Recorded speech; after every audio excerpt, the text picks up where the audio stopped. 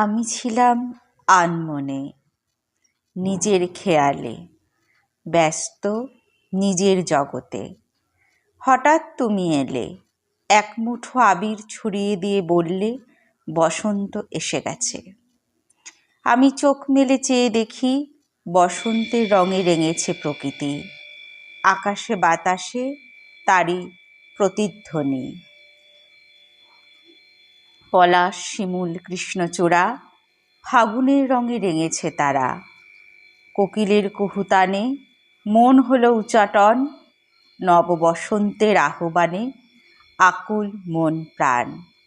বসন্তের শিহরণ আকাশে বাতাসে, শিহরণ মোর হৃদয়ের উল্লাসে।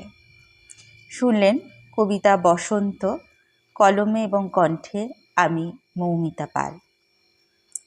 আরেকটি কবিতা। টুকরো টুকরো শব্দ নিয়ে শব্দমালা গাঁথি, জীবন অনুভূতিগুলো সযত্নে সাজিয়ে রাখি।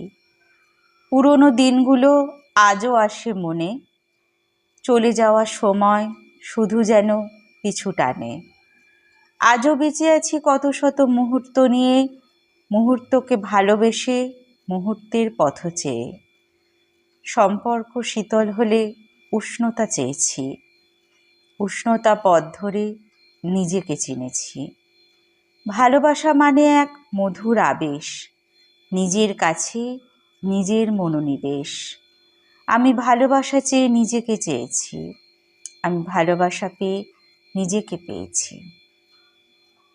শুনলেন কবিতা ভালোবাসা মানে মধুরতা, কলমে এবং কণ্ঠে আমি মৌমিতা পাল। আমার আরেকটি কবিতা, মূল্যহীন। এই জীবনে অভিমান একরকম মূল্যহীন।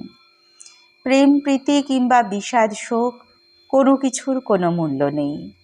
সব কিছুই মুহূর্তের জন্য দামি, চিরন্তন কোনো কিছুই নয়। যদিও এ তত্ত্বকথা, তবুও এই হলো জীবনের সার সত্য। আসলে আমাদের জীবনে কোনো কিছুর কোনো মূল্য নেই, তবুও আমরা হতভাগ্য সব কিছুকে বড় মূল্যবান মনে করে নিই। তারপর সময় এসে একদিন নিষ্ঠুর সত্যের সামনে দাঁড় করিয়ে দেয়, টান মেরে খুলে ফেলে মুখোশ। ভিতর থেকে বেরিয়ে আসে আসল সত্য, আর তখনই আমাদের উপলব্ধি হয় এই জীবনে সব কিছু কতটা অসার, সব কিছু কতটা মূল্যহীন। শুনলেন কবিতা মূল্যহীন, কলমে এবং কণ্ঠে মৌমিতা পাল। আমি আমার নিজের লেখা 3টি কবিতা, স্বরচিত কবিতা পাঠ করে শোনালাম। কেমন লাগলো অবশ্যই জানাবেন। ধন্যবাদ।